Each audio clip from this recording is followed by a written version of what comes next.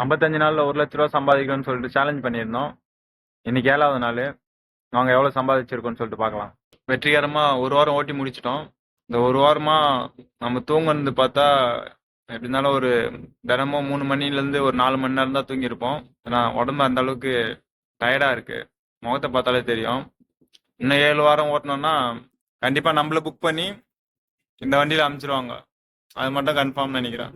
இன்னைக்கு நம்ம target achieve பண்ணுமான்னு பார்த்தா இன்னைக்கு அச்சீவ் பண்ணல. ஏன்னா இன்னைக்கு நம்ம ஆன் பண்ணதே கொஞ்சம் லேட்டாக தான் ஆன் பண்ணோம். மதியம் 1:30 மணிக்கு மேலே தான் ஆன் பண்ணோம்.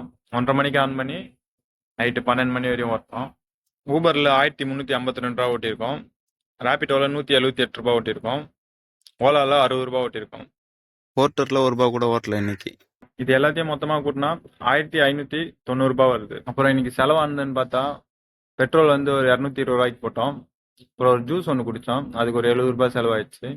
சாப்பாடு சாப்பிடல, ஏன்னா எங்கள் வீட்டிலேருந்து லேட்டாக தானே கிளம்புனால வீட்டாண்டே சாப்பிட்டோம்.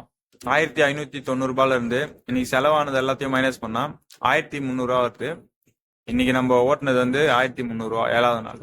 நேற்று வரைக்கும் 10,310 ரூபா ஓட்டியிருக்கோம். இன்னைக்கு ஓட்டுனதை கூட்டினா 11,610 ரூபா ஓட்டியிருக்கோம்.